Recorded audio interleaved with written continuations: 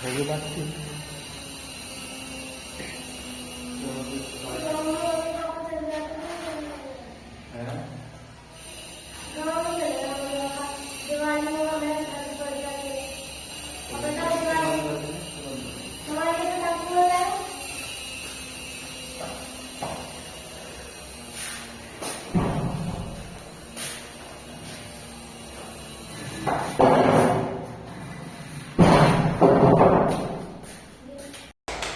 तो last class में क्या पढ़ा था हमने?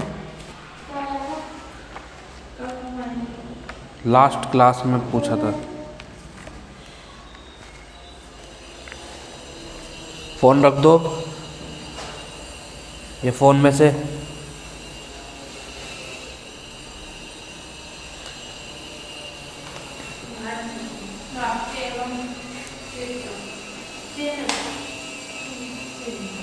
राष्ट्रीय चिन्ह पढ़े थे और बजट के बारे में पढ़ा था हमने। ठीक है, जो बजट था, पहला बजट किन्होंने पेश करा था आज़ाद भारत का? षणमुखम सेट्टी। ठीक है, और बजट का प्रारंभ कहाँ से हुआ है? इंग्लैंड से। बजट शब्द का मतलब क्या है? चमड़े का थैला। और 1803 में पहली बार बजट कहाँ पेश हुआ था? फ्रांस में। और बजट के संस्थापक थे जेम्स विल्सन। बजट कहाँ पेश होता है? लोकसभा में, राज्यसभा में? लोकसभा में। ठीक है, हमारा वित्तीय वर्ष कब से कब तक का है? यानी कि बजट हम कब से लेकर कब तक का काउंट करते हैं? 1 अप्रैल से लेके 31 मई। 31 मई से लेके 1 अप्रैल। 1 अप्रैल से स्टार्ट करा, फिर अगले साल की 31 मई आएगी। 31 मई के बाद 1 अप्रैल दोबारा से आ जाएगा, तो 31 मई तक। ठीक है, आज हम पढ़ेंगे कुछ अलग चीज़ें बजट के बारे में ही है ये। जैसे कि है हमारा बजटीय घाटा किसे बोलते हैं?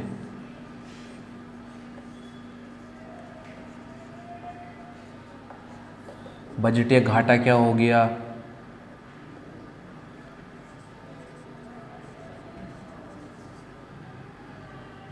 अगस्त 2005 को देखो, बजटीय घाटा किसे बोलते हैं? तुम क्या कर रही हो? अब इस पे ध्यान दो, पढ़ाई पे। बजटीय घाटा किसे बोलते हैं? देखो, भारत सरकार के पास पैसा आता है। कहाँ से आता है? हमसे कलेक्ट करती है टैक्स के रूप में। गाड़ियों पर टैक्स लगता है, रोड टैक्स लगता है, सब चीज़ों पे क्या लगता है? टैक्स लगता है। और सरकार रोड बनाती है, विदेशों से व्यापार करती है, हम जो यहाँ बनाते हैं उन्हें बाहर बेचती है। इन सब चीज़ों से हमें टैक्स प्राप्त होता है। टैक्स प्राप्त होने से सरकार हमसे पैसा लेकर हम ही पर पैसा लगाती है। स्कूल बनवाने हैं, रोड बनवानी है, इंफ्रास्ट्रक्चर तैयार करना है, कॉलोनियाँ बनानी है, कोई भी नीति चलानी है, महिलाओं के लिए अलग नीतियाँ हैं, किसानों के लिए अलग नीतियाँ हैं। इन नीतियों के लिए पैसा कहाँ से आता है? हमारे टैक्स से ही।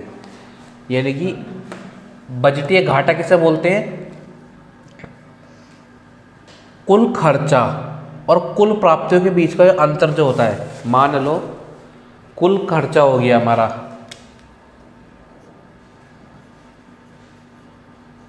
खर्चा, और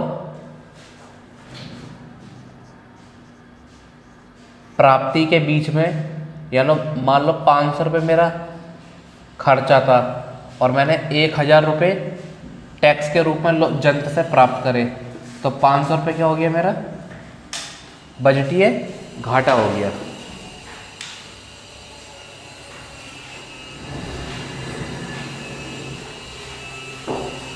आज कैसे लेट हो गए तुम?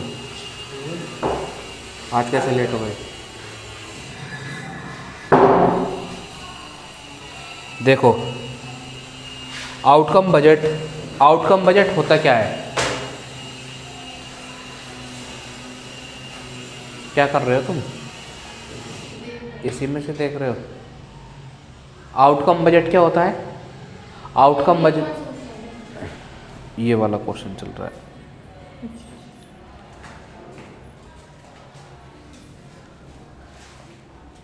आउटकम बजट पहली बार 25 अगस्त 2005 को पी चिदम्बरम ने प्रस्तुत करा था। आउटकम बजट होता क्या है? आउटकम बजट होता है शुरुआत में जो बजट होता है ना, उसे बोलते हैं आउटकम बजट। ये बजट से एक दिन पहले पेश करा जाता है। नेक्स्ट है शून्य आधारित बजट। शून्य आधारित बजट होता है जिसमें ना पूरे तरीके से हम क्या करते हैं, देखो शून्य आधारित, शून्य से पता चल रहा है हमें भाई, शून्य मतलब जीरो। बजट की शुरुआत कब से होती है? बिल्कुल जब जीरो से करते हैं। मान लो पिछले साल गाड़ी पे इतना खर्च करा, रेल पे इतना खर्च करा, योजनाओं पे इतना खर्च करा, गांव के विकास में इतना खर्च करा, लेकिन जब हम शून्य आधारित बजट स्टार्ट करते हैं ना, तो सब चीज़ काट कर फिर नए सिरे से हम लिखना स्टार्ट करते हैं। भाई रेल पे इतना देंगे अब की बार, गाड़ी पे इतना देंगे अब की बार। यानी कि शून्य मतलब बिल्कुल सब चीज़ शुरू से हटाकर शुरू से स्टार्ट करनी होती है। फिर नेक्स्ट बात करते हैं हम, भारत में शून्य आधारित बजट सर्वप्रथम राजीव गांधी ने पेश करा था। पहली बार राजीव गांधी ने क्या करा था? कौन सा बजट? शून्य आधारित बजट राजीव गांधी ने पहली बार पेश करा था। कौन सा बजट? यानी कि इन्होंने क्या कहा कि भाई अपनी कैबिनेट से कहा सब चीज़ हटाओ, हम क्या करेंगे, बिल्कुल नए से शुरुआत करेंगे। ये बहुत कठिन नियम होता है।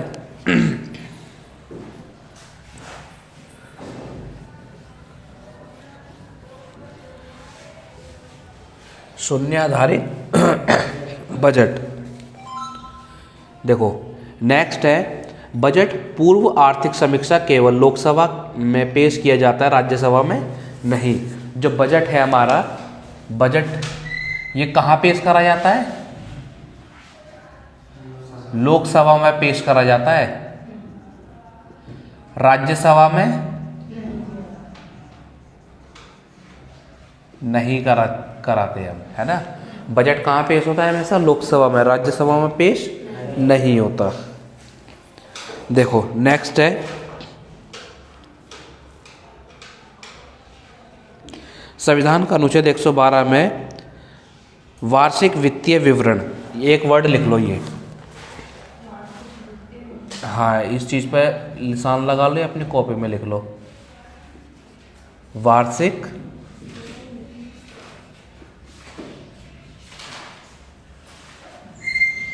वित्तीय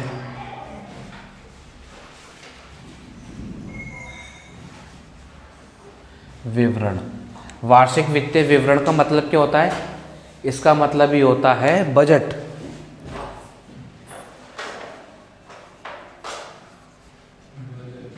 बजट का ही दूसरा नाम क्या है? पेपरों में बजट नहीं आता कि बजट कौन सा अनुच्छेद में आता है, क्वेश्चन में ये आता है वार्षिक वित्तीय विवरण 2022 में सुकन्या समृद्धि योजना में हमने कितने धन दिया,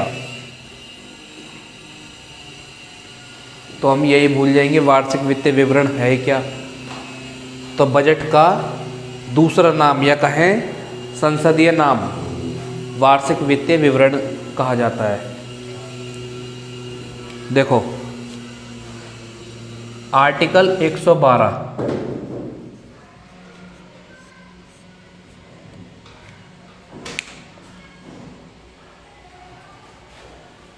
हमारे संविधान है, संविधान में आर्टिकल 1 है, आर्टिकल 2, आर्टिकल 3, आर्टिकल 4, इन सब में किसी न किसी चीज़ के बारे में बता रखा है। ऐसे ही आर्टिकल 112 में किसके बारे में बता रखा है? बजट के बारे में। लगभग आज के टाइम पे 400 से लेकर 380 आर्टिकल हैं, और उन आर्टिकल के अंदर भी अपने अलग अलग आर्टिकल हैं।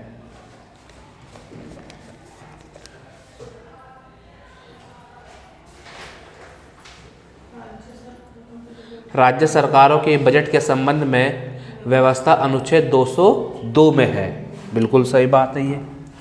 इस क्वेश्चन से क्या समझे तुम? जो राज्य सरकारें हैं,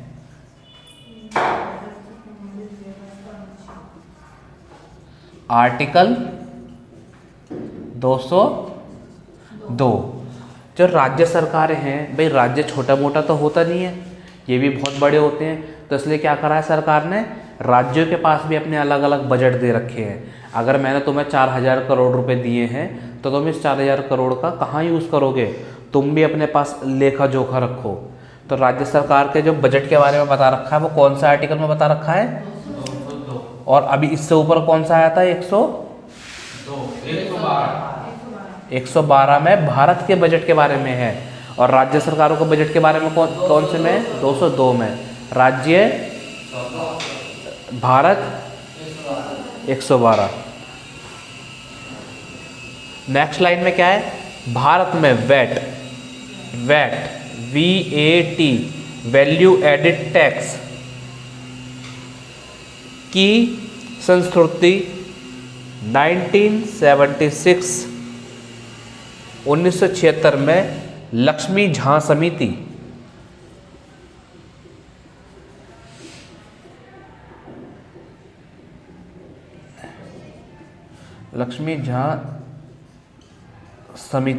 देखो वैट जो होता है ना, ये होता है क्या? Value added tax. मान लो कोई गाड़ी मैंने बाहर से मंगाई, नॉर्मल गाड़ी देश में भी मिल रही है हमारे, लेकिन मेरे पास पैसा ज़्यादा है तो मैंने क्या करा, बाहर से गाड़ी मंगवा ली। तो उन गाड़ियों पे क्या लगेगा? ये वाला टैक्स लगेगा, वैट। मेरे को रिंग पसंद आई, लंदन में वो रिंग मिलती है अंगूठी, तो मैंने वो मंगाई। भारत में भी सेम उसी डायमंड की नहीं, मतलब उसी तरीके की रिंग 10 लाख में मिल रही है, और मैंने बाहर से मंगाई है कितनी? 25 लाख की। तो इसके पास, या कभी कभी क्या होता है, मान लो भारत में मिल रही है 10 लाख की और बाहर से कितने की मंगा ली मैंने? 5 लाख की। क्योंकि भारत में क्या है, उस चीज़ की संख्या कम है तो ज़्यादा अधिक मात्रा में मिल रही है, बाहर उस देश में वो चीज़ बन रही है तो सस्ती मिल रही है। तो इसका माल बराबर करने के लिए 5 लाख क्या करा सरकार ने? टैक्स लगा दिया इस पर। भाई ये भी 10, तुम बाहर से मंगाओगे वो भी 10 लाख की है, भारत से लोगे वो भी 10 लाख की है। इससे क्या होगा? भारत के जो व्यापारी हैं इन्हें फ़ायदा होता है वैट से। लेकिन अब सब चीज़ हटा के क्या कर दिया हमने? एक ही टैक्स लगा दिया, जिसका नाम क्या है? Income tax. वाह, ये कौन सा टैक्स चल रहा है भारत में? क्या लगता है? गाड़ी खरीदने जाते हैं वैट लगता है, कोई भी चीज़ खरीदते हैं क्या लगता है? जीएसटी लगता है ना। जीएसटी का नाम सुना है ना? भारत सरकार ने 2017 में जीएसटी लाया था। 26 तारीख को नहीं, ये लाए थे 1 जुलाई 2017 को। जीएसटी क्या होता है? इसके भी अभी मैं तुम्हें क्वेश्चन लिखवाऊंगा। जीएसटी होता है goods and service tax. Goods and service tax, इसमें गुड्स जो आएगा ये वाला आएगा, गॉड हो गया तो गुड्स हो गया, गुड्स एंड सर्विस टैक्स। ठीक है, ये चलो अभी हम वैट समझ में आ गया ना? वैट अब नहीं लगता भारत में, ठीक है, अब जीएसटी लगती है इसकी जगह। देखो, लेकिन क्वेश्चन आ सकता है भाई वैट की शुरुआत कब से हुई है? तो वैट की शुरुआत फ्रांस में हुई थी 1954 में। ठीक है, ये लिखना ना लिखना अलग बात है। 1954 में हुई थी वैट की शुरुआत। भारत में वैट 1 अप्रैल 2005 में लागू हुआ था, ये लिख लो। भारत में वैट कब लागू हुआ था? 2005 में। क्या तुम तब थे? अच्छा जी,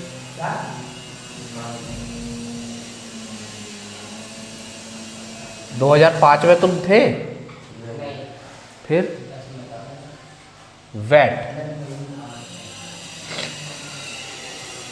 वैट की शुरुआत भारत में कब हुई थी? 2005 से। नेक्स्ट है हमारा, वैट सबसे पहले हरियाणा राज्य में और सबसे अंत में उत्तर प्रदेश में लगा था। यानी कि सरकार, भाई भारत सरकार ने कहा हमें ये टैक्स लगाना है। कुछ सरकारें क्या होती हैं, विरोध करती है, भाई हम नहीं ले रही है, हमें नहीं चाहिए, हमें जीएसटी चाहिए। जीएसटी सबसे पहली बार कहाँ लगा था? असम में। और वैट पहली बार कहाँ लगा था? हरियाणा में। और लास्ट में कब लगा था? यूपी में लगा था। यानी कि यूपी सरकार विरोध कर रही थी, भाई हमें नहीं चाहिए वैट। ये सरकारों की अच्छी सोच होती है, बट इसके कुछ नुकसान भी होते हैं अलग अलग चीज़ों पर लगाने पर। अब मान लो इसके नुकसान आ गए। यूपी में कोई चीज़ मिल रही है, दूध मिल रहा है 20 रुपये की लीटर, ठीक है, वही ये बेच रहे हैं तमिलनाडु को कितने रुपये लीटर? 30 रुपये लीटर, ठीक है। अब यहाँ के तमिलनाडु के जो वो है किसान, वो अपनी गाय का दूध दे रहे हैं कितना? 35 रुपये दे रहे हैं। 35 रुपये क्यों दे रहे हैं? क्योंकि वहाँ पे जो खाना है गाय का और जो रखना है ज़मीन है, वहाँ पे महंगी है सब चीज़ रईस इलाकों में, तो वहाँ पे वो 35 रुपये 40 रुपये दे रहे हैं। सरकार ने क्या करा, भाई ये बाहर से आ रहा है, इस पर वैट लगेगा, यानी कि ये दूध भी कितना रुपये देना पड़ेगा? 40 रुपये। अब यूपी तो सरकार कहेगी, भाई क्यों, मेरा तो 30 में माल बिक रहा है, 40 में बेचूंगा, मेरा बिकेगा नहीं, इनका बिकेगा। तो सरकार विरोध भी करती है और कहीं कहीं पर फ़ायदा भी होता है। क्योंकि क्या है, अगर मान लो भाई अगर तुम्हारा माल अच्छा है तो तुम्हारा 40 में बिक जाएगा, मेरा माल अच्छा है तो मेरा, यानी कि जनता को क्या होगा? फ़ायदा हो रहा है। जनता वही चीज़ खरीदेगी जो अच्छी होगी उसके लिए।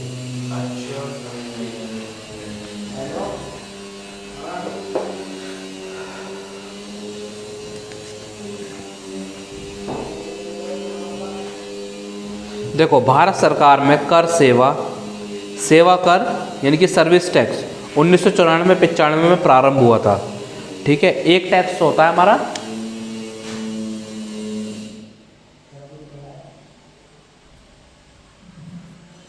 मूड वैट, संशोधित मूल्य वृद्धि कर। अब इंग्लिश में तो पता नहीं क्या होगा इसका मीनिंग। इसका है संशोधित मूल्य वृद्धि कर। एक टैक्स यानी कि टैक्स पहले देखो, वैट हो गया, मूड हो गया, और हो गया आपका सीईएच वैट। यानी कि इस तरीके के जो टैक्स हैं ये पहले लगते थे, लेकिन इन सबको हटा के क्या कर दिया, अब जीएसटी लागू कर दे, ठीक है। अब जीएसटी के बारे में पढ़ लेते हैं। पहली बार जीएसटी का यूज कहाँ हुआ था? फ्रांस में।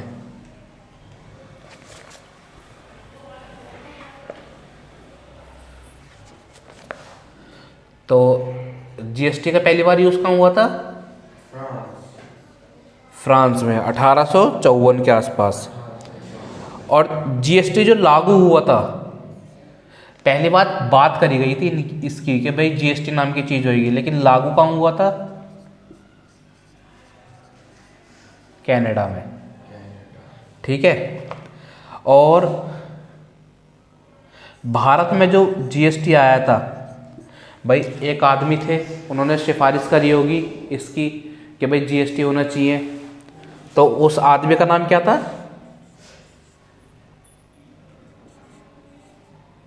विजय केलकर।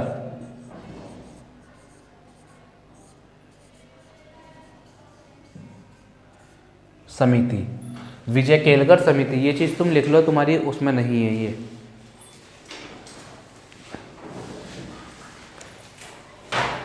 पहली बार बात हुई थी फ्रांस में, लागू हुआ था कनाडा में, भारत में जो सिफारिश करी थी इसकी विजय केलकर समिति ने करी थी।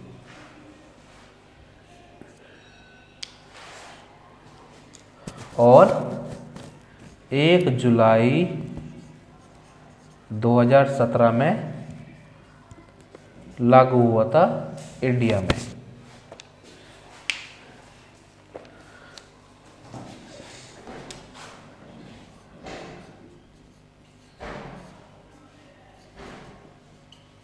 राज्य जो फर्स्ट था वो कौन था? असम। असम सरकार ने इसे अपनाया था।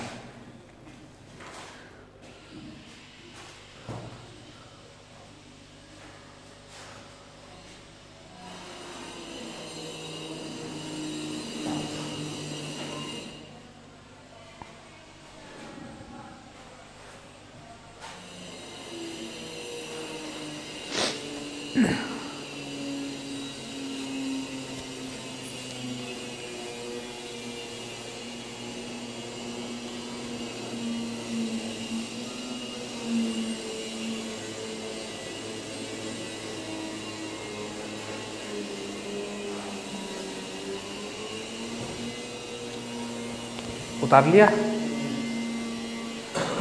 आइए अब बात करते हैं हम बजट। हमारा पूरी क्लास कंप्लीट हो गई। अब हम थोड़ी सी बात कर लेते हैं। हमारी मातृभाषा क्या है?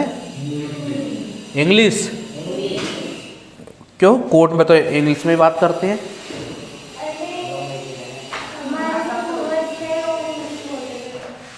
तो कोर्ट में इंग्लिश क्यों बोलते हैं? कोर्ट में तो हिंदी चलती ही नहीं है।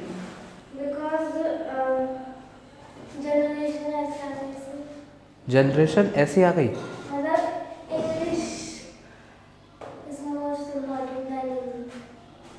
क्योंकि जो वकालत हुआ करती थी ये कौन लाए थे भारत में? अंग्रेज। और बड़े बड़े पदों पर कौन हुआ करते थे? अंग्रेज।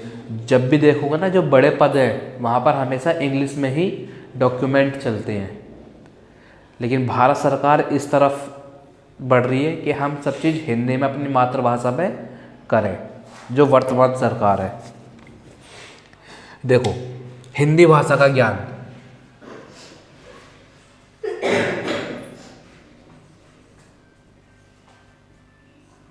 ठीक है।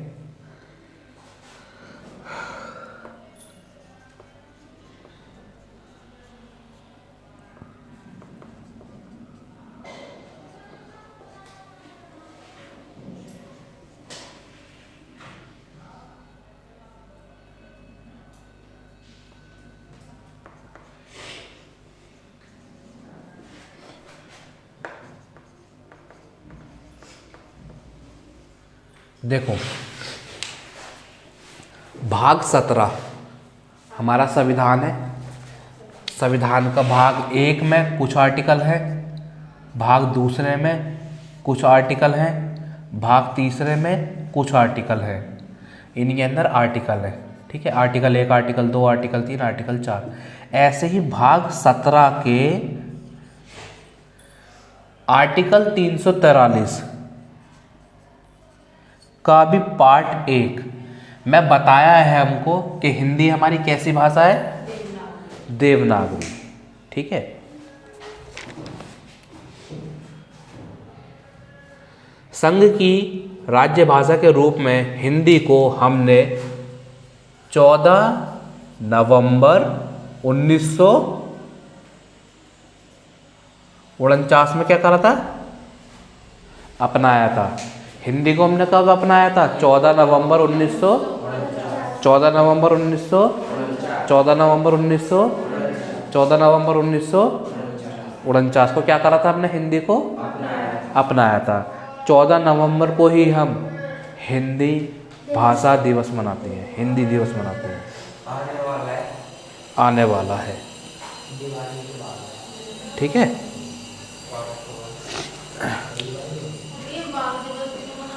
बाल दिवस मनाते हैं। बाल दिवस कब मनाते हैं? जब चाचा नेहरू का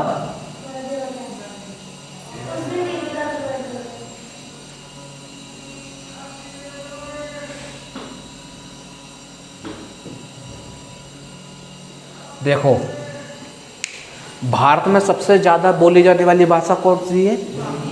दूसरे नंबर पे कौन सी है? बांग्ला। पहले नंबर पे, दूसरे नंबर पे 14 नवंबर को हिंदी दिवस मनाते हैं और हिंदी को हमने अपनाया था 1949 में। नेक्स्ट है हमारा, भारत की तेलुगु भाषा को इटालियन ऑफ द ईस्ट कहा जाता है। जो हमारी तेलुगु भाषा है इसे क्या कहा जाता है? Italian of the east. देखो ये पूरा विश्व है, ठीक है, north south east waste,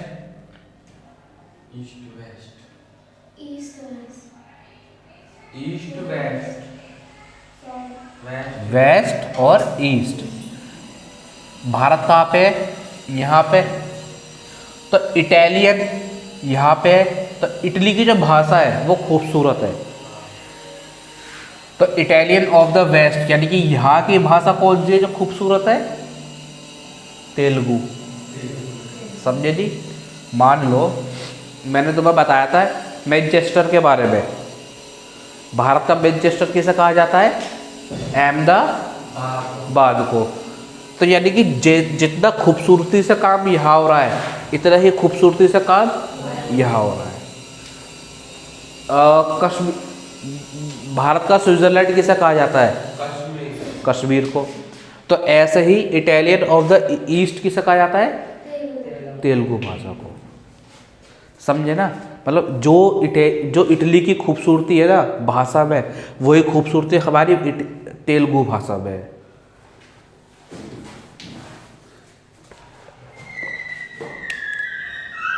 next क्या कह रहा है हमारा? नेक्स्ट कह रहा है पंजाबी भाषा कौन सी लिपि में लिखी गई है?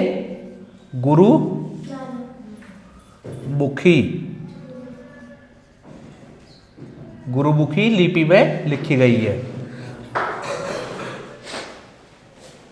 पंजाबी भाषा कौन सी भाषा में लिखी गई है? गुरुमुखी। यानी गुरुमुखी का मतलब जो गुरु के मुख से निकली हो उसी भाषा को लिख दिया तो उसे क्या भाषा कहा गया? गुरुमुखी भाषा कहा गया। नेक्स्ट है हमारा, क्या क्या कह रहा है नेक्स्ट? संविधान के अष्ट यानी कि 8वें अष्ट अनुसूची में 22 भाषाओं को मान्यता प्राप्ति पहले कितनी थी? देखो 8वें भाग में, संविधान के 8वें भाग में बता रखा है भाई हमारे पास कितनी भाषा है? 22। लेकिन जब देश आज़ाद हुआ था तब टोटल कितनी भाषाएं थी? सिर्फ 14 ही थी। जो हमारा नोट आता है छपा हुआ 10 रुपये का नोट, 5 रुपये का नोट, उस पर भाषा गिनना कितनी है? 22 है।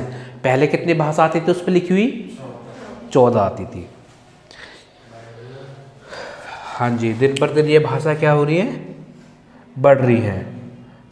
देखो नेक्स्ट है हमारा, राजभाषा आयोग का गठन 1955 में किया गया था, जिसके अध्यक्ष कौन थे? बीजे खेर। देखो राजभाषा आयोग, इसके गठन क्यों करा हमने? हमारी भाषाएं हैं, हमें पता रहना चाहिए। हमें जो पता है हिंदी भाषा है, हमें ये थोड़ी ना पता असम की भाषा क्या है। तो इन सब भाषाओं को फैलाने के लिए एक आयोग बनाया गया, राजभाषा आयोग 1955 में, जिसके हेड कौन थे? बीजे खेर। नेक्स्ट है हमारा, देखो हिंदी दिवस 14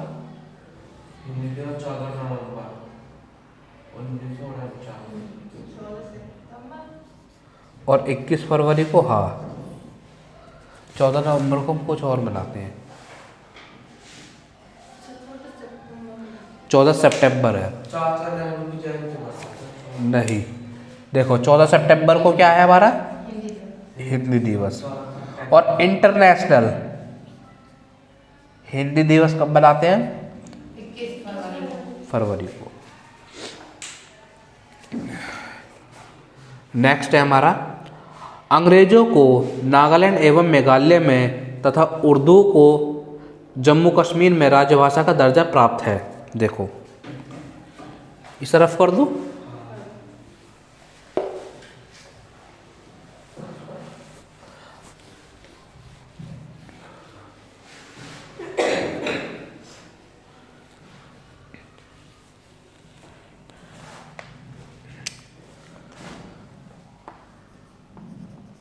नागालैंड और मेघालय में कौन सी भाषा है? अंग्रेजी, इंग्लिश। और जम्मू एंड कश्मीर में कौन सी भाषा है? उर्दू। अंग्रेजों ने क्या करा, नागालैंड और मेघालय में तो कौन सी भाषा रख दी उन्होंने कि यहाँ की ऑफिशियल लैंग्वेज क्या है, और जम्मू कश्मीर की ऑफिशियल लैंग्वेज क्या है? अंग्रेजों ने क्या करा भाई, उन्हें इंग्लिश आती थी, उन्होंने थोड़ी थोड़ी क्या सीख ली? हिंदी सीख ली। अब उर्दू तो वो सीखेंगे नहीं, तो उन्होंने क्या करा, जहाँ पे सबसे ज़्यादा उर्दू बोली जाती है, कह लो तुम्हारी भाषा क्या है? उर्दू है, लेकिन तुम्हारे ऊपर कौन बैठेगा? अंग्रेजी अफसर बैठेगा। और यहाँ पे नागालैंड और मेघालय के जो लोग थे, इनकी भाषा बिल्कुल ही अलग थी, तो समझ में नहीं आता था। तो उन्होंने क्या करा, यहाँ पे इंग्लिश ही रख दो, क्योंकि ना तो इन्हें हिंदी समझ में आती है, ना इन्हें इंग्लिश समझ में आती है। तो अंग्रेजों के लिए फ़ायदेमंद कौन सी भाषा है? इंग्लिश भाषा है। तो उन्होंने यहाँ पे ऑफिशियल लैंग्वेज कौन सी कर दी? इंग्लिश कर दी। नेक्स्ट है हमारी लाइन, भाई भारत के प्रथम राष्ट्रीय कवि मैथिली शरण गुप्त हैं।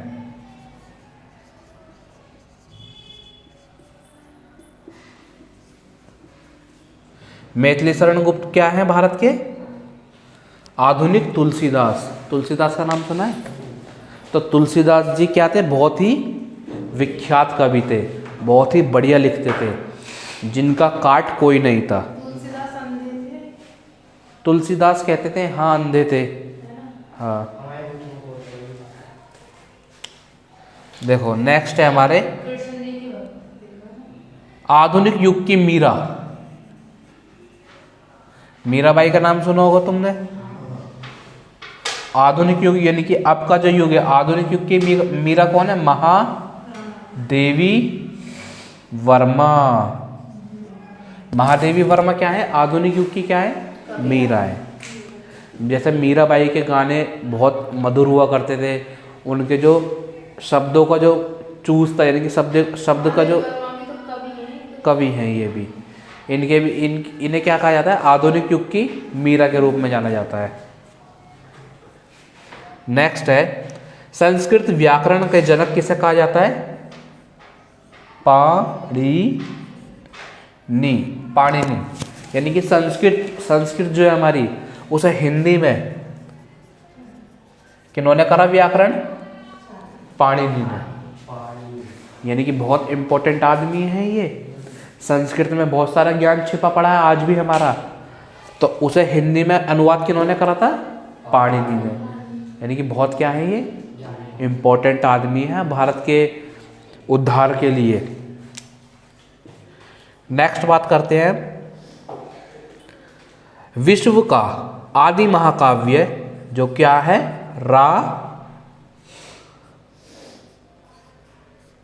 रामायण है, एवं आदि कवि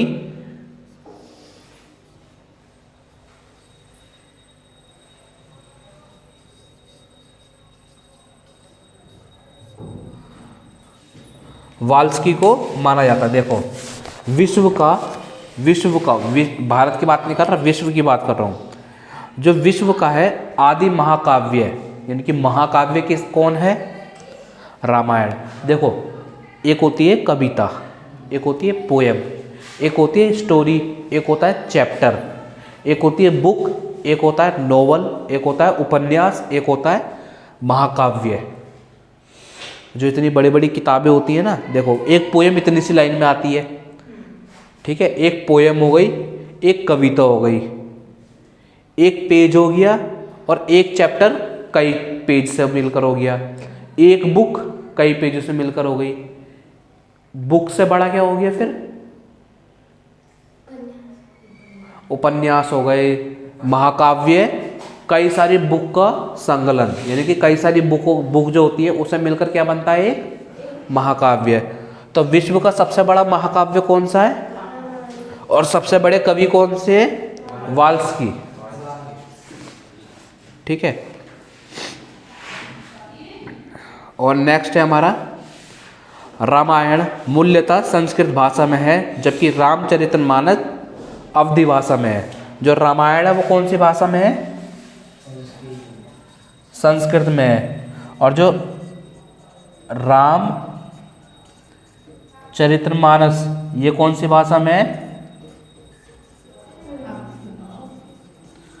अवधी भाषा। अवधी भाषा कहाँ बोली जाती है? बनारस के क्षेत्र में, इलाहाबाद के क्षेत्र में, बनारस के आसपास जो भाषा बोली जाती है कौन सी भाषा है? अवधी भाषा। तो रामचरितमानस कौन सी भाषा में है? अवधी भाषा में है।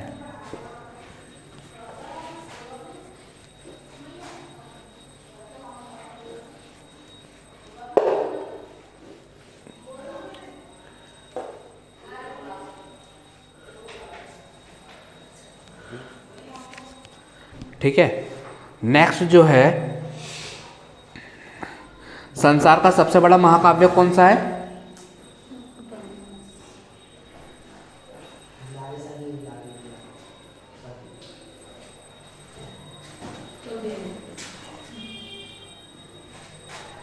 रख दे बाहर, बाहर रख दे, बाहर बाहर जीने पे।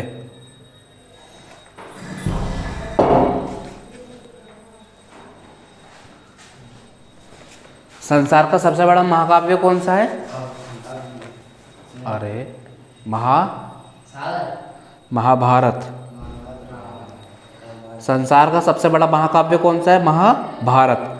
हिंदी का प्रथम बड़ा महाकाव्य, देखो जो हिंदी भाषा में लिखा गया हो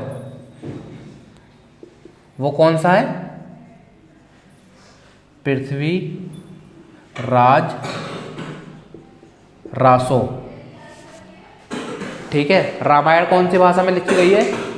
संस्कृत। रामचरितमानस अवधी। और जो महाभारत है किस में है? संस्कृत में। लेकिन हिंदी भाषा में सबसे बड़ी बुक कौन सी है? पृथ्वीराज रासो। हिंदी की सबसे बड़ी बुक कौन सी है? रासो। महाकाव्य है ये। ठीक है। नेक्स्ट है हमारे महाभारत के रचयिता महर्षि वेद व्यास थे। महाभारत के रचयिता कौन थे? वेद व्यास थे। ठीक है। नेक्स्ट है हमारे हिंदी भाषा इंडो यूरोपियन से संबंधित है। इंडो प्लस यूरोपियन से संबंधित है। जो इंडो भाषा है यानी कि हिंदी भाषा, हिंदी भाषा किन किन शब्दों से जुड़ी हुई है? इंडो यानी कि इंडो मतलब इंडिया वाले, और यूरोपियन यानी कि कुछ वर्ड यूरोप से लिए गए हैं हमारी भाषा में, हिंदी में। लेकिन मेरा मानना ये है कि कुछ वर्ड हमने यूरोप से नहीं लिए हैं, बल्कि हमने कुछ वर्ड क्या दिए उन्हें दिए, यूरोप को दिए हैं। नेक्स्ट लाइन है हमारी कालिदास।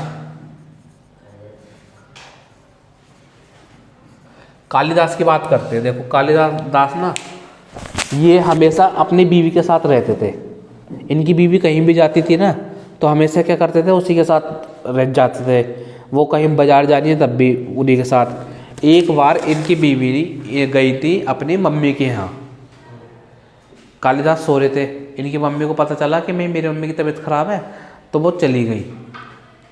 कालिदास भी पीछे पीछे इनके पहुँच गए बारिश में। तो इनकी पति ने, इनकी बीवी ने इन्हें डांट दिया कि तू हमेशा मेरे पीछे डोलता रहता है, ये करता रहता है, वो करता रहता है। इनकी पत्नी ने, है ना। तो ये गुस्सा हो गए, इन्होंने घर छोड़ दिया और तभी से क्या बन गई ये? कालिदास, है ना। कहते थे कालिदास इतने मूर्ख थे, जिस उस पर बैठे थे लकड़ी पे उसी को काट रहे थे। मान लो जैसे पेड़ पे किसी ये पेड़ है तो यहाँ बैठे थे और इसे काट रहे थे, तो इससे क्या होगा, ये गिर जाएगी। यानी कि इनमें इतना दिमाग भी नहीं था। फिर इन्होंने मेहनत करी, खूब मेहनत करी, खूब पढ़ा, खूब लिखे, फिर कालीदास बन गए, है ना। कालिदास मतलब जो काली, जो माँ काली के दास हो, इनके नाम का अर्थ है। देखो, सुमित्रा नंदन पंत सुकुमार कवि है। सुकुमार कवि का मतलब, सुकुमार मतलब सबसे सुलझी हुई, सबसे खूबसूरत जो कविता लिखती है वो कौन से, सुमित्रा नंदन पंत। विश्व की सबसे प्राचीन भाषा कौन सी है,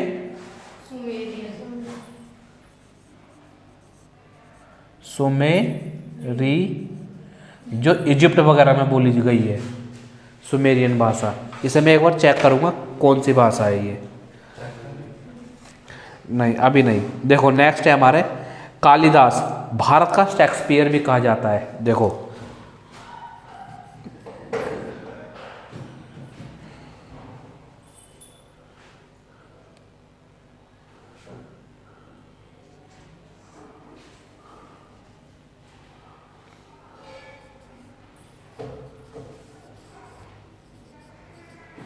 देखो, जो यूरोप का ना एक खूबसूरत, एक बहुत ही बड़ा कवि था जिसने बहुत सारी बुक लिखी, राजाओं को पागल कर दिया इनने कि क्या बढ़िया लिखा है इसने, क्या बढ़िया लिखा है। राजा होते थे ना, पढ़ते थे ना, खूब पैसा देते थे।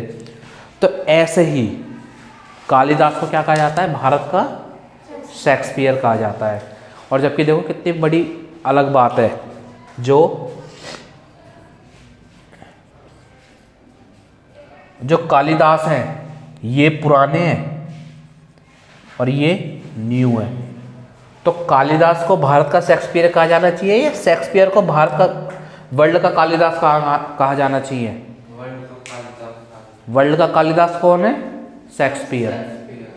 ये अंग्रेजों ने इस तरीके से लिखा है हमारे उसमें बुकों में, जिससे हम वर्ल्ड को क्या समझें, ज़्यादा महान समझें, अपने आप को कमज़ोर समझें। लेकिन असल में कमज़ोर कौन है, वर्ल्ड, महान कौन है, भारत।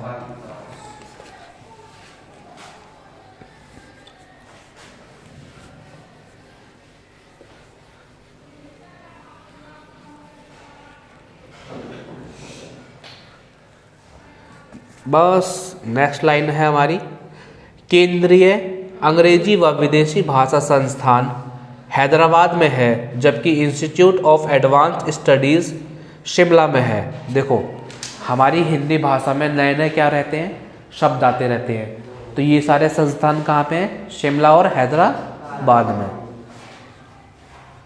नेक्स्ट है, भारत में आधुनिक शिक्षा के जन्मदाता कौन है, चार्ल्स गार्टन, जो 1792 में आए थे। चार्ल्स गार्ट ने क्या करा, जो आधुनिक शिक्षा है, वर्ल्ड में क्या हो रहा है, वर्ल्ड में क्या चल रहा है, इन सब चीज़ों की जानकारी हमें दी थी। फिर नेक्स्ट है, भारत का आइंस्टाइन किसे कहा जाता है, नागार्जुन को कहा जाता है वर्ल्ड का आइंस्टाइन। आइंस्टाइन का नाम तो सुना है ना, एल्बर्ट आइंस्टाइन है, क्या चीज, नहीं तो बल्ब का आविष्कार किसने करा था, थॉमस अल्वा एडिसन ने। अब जो ये थे हमारे आइंस्टाइन इंटेलिजेंट थे। ये 5 साल की उम्र तक बोल ही नहीं पाते थे। जैसे रहते हैं ना कुछ बच्चे बोल ही नहीं पाते, तो इनके घर वालों ने सोचा गूंगे हैं ये। फिर इन्हें स्कूल भेजा, दिमाग ही नहीं चलता था, हमेशा किसी में 3 नंबर, किसी में 2.5 नंबर, किसी में 0। इनके घर वालों ने बड़े स्कूल में भेजा था, तो बड़े स्कूल को लगा कि हमारा क्या है, रिजल्ट गिर रहा है, अगर ऐसा बच्चा हमारे स्कूल में रहेगा तो हमारे स्कूल का नाम खराब होगा। तो इन्हें स्कूल से निकाल दिया था। तो फिर एप्लीकेशन लिखी थी,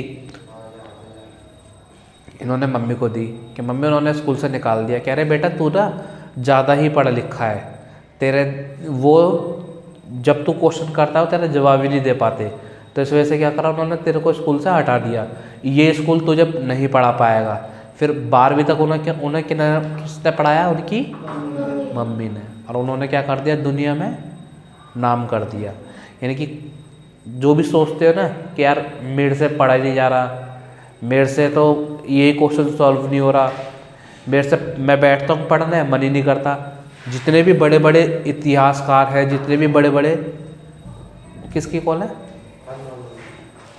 कोई नहीं, जितने भी बड़े बड़े इतिहासकार हैं इन सब ने क्या करा है, मेहनत करी है, मेहनत मेहनत मेहनत। एक बार तुम्हारी गाड़ी पटरी पर आ गई फिर तो तुम शताब्दी एक्सप्रेस बुलेट ट्रेन बन जाओगे। इसलिए हमेशा ना ये सोच करके मेरा मन नहीं कर रहा, मेरे से तो याद ही नहीं होगा, छोड़, कोई नहीं, 2 वर्ड याद करो, लेकिन डेली कुछ ना कुछ याद करो।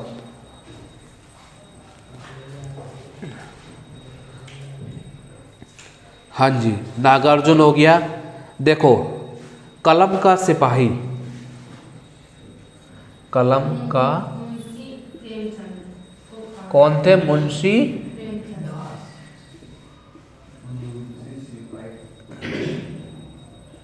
मुंशी प्रेमचंद थे। कलम के सिपाही कौन थे, मुंशी प्रेमचंद। मुंशी प्रेमचंद की कोई कहानी ना याद है तुम्हें, गोदान हो गई, कफन हो गई, गोदान इनका उपन्यास है बहुत फेमस, कफन इनकी, और 2 बैलों की कथा है, ये याद है ना। तो ये किसने लिखी है, मुंशी प्रेमचंद ने। देखो नेक्स्ट है हमारी हिंदी में अशुलिपि के जन्मदाता कौन थे, राधे द्विवेदी।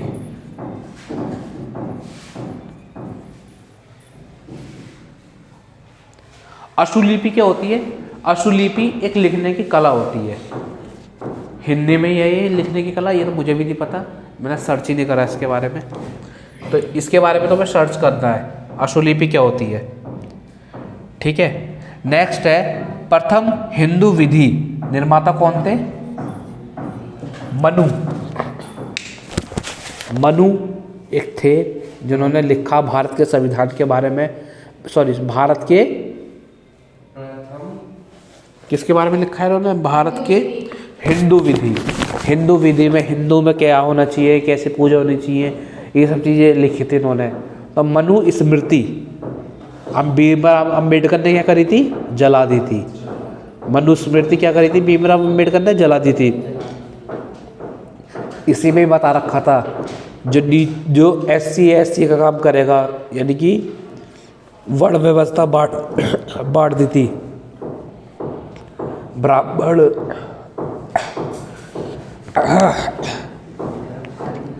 ब्राह्मण शूद्र वैश्य और क्षत्रिय, इन 4 में क्या करी थी इन्होंने, वो बांट दी थी। ऑन कर दो, ऑन है, अच्छी।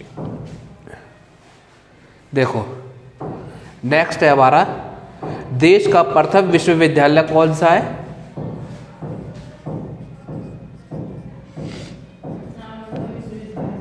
विश्वविद्यालय। जब पूरी दुनिया पत्ते बांध कर घूमती थी ना, पत्ते बांध कर घूमती थी, तब हमारे यहाँ कॉलेज हुआ करते थे। तब आप कपड़े पहनकर किस तरीके से खाना खाना है, किस तरीके से कैसे बात करनी है, तब हमें इतना सब कुछ पता था। फिर एक आता है मुस्लिम शासक, उसने क्या करा, इस विद्यालय को आग लगा दी, जो बिहार में है। 3 साल तक जला, ये इतनी किताबें थी इसमें, 3 साल तक इसमें आग निकलती रही। सोचो अगर वो बुक्स आज के पास हमारे पास होती तो हम कितना आगे होते, बहुत आगे होते हम।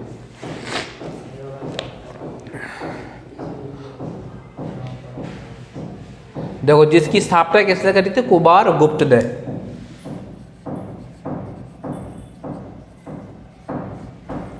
ये हमारा क्या है, इंपॉर्टेंट है, ये पूछते हैं नालंदा विश्वविद्यालय की स्थापना किसने करी थी? कुमार गुप्त ने। नेक्स्ट है हमारा विक्रमशिला विश्वविद्यालय की स्थापना पाल शासक धर्मपाल ने 9वीं शताब्दी में की थी। देखो विक्रमशिला जो विश्वविद्यालय है, यूनिवर्सिटी है, इसकी स्थापना किसने करी थी? धर्मपाल ने 9वीं शताब्दी में करी थी। ठीक है। नालंदा विश्वविद्यालय की स्थापना किसने करी थी? नालंदा कुमार, और इसकी विक्रमशिला की धर्मपाल ने करी थी। ठीक है।